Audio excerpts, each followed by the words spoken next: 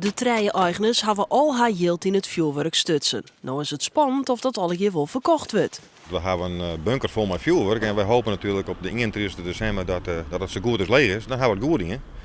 En de grootste spanning is natuurlijk dat je voor jezelf bezig bent. En dan moet je maar afwachten dat het al goed gaat. En het grote nadeel is dat we maar 3 dagen niet hier, dan moet wij het van hebben. En dat is van de 29 tot de 31. Dus ja, dat leidt een heel grote spanning op het veld op.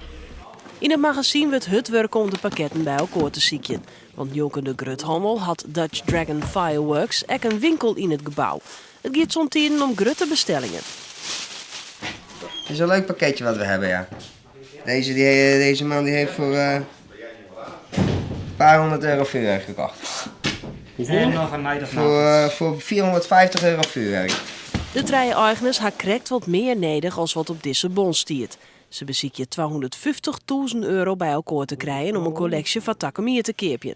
De bank wil het geld net aan en daarom zieken ze haar een heil in crowdfunding. Het zit er nou 12 weken op en we hebben nou een kwart binnen ongeveer, dus dat leek het wel aardig. Verwacht je nou al die centen dan binnen te heljen? Nou, daar geven we wel een beetje vanuit eigenlijk, ja. Ja, dat is het zou wel een beetje een streep door de rekening wezen dat het altijd net lukken zo. Maar ja, goed, we hebben natuurlijk de verkoop dit jaar ook, dus daar heb ik al wat cijfers zo lezen. Dus misschien dat dan een bank of een andere financiële instelling misschien wat meer genegen is.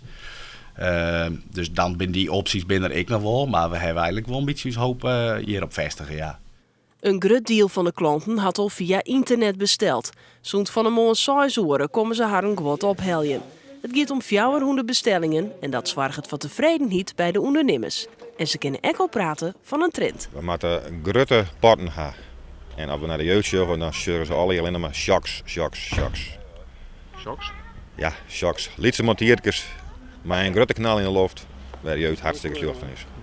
Die jeugd moet nog wel even wachten. Afstekken mooi pas op Audi Joen van 6 uur aan.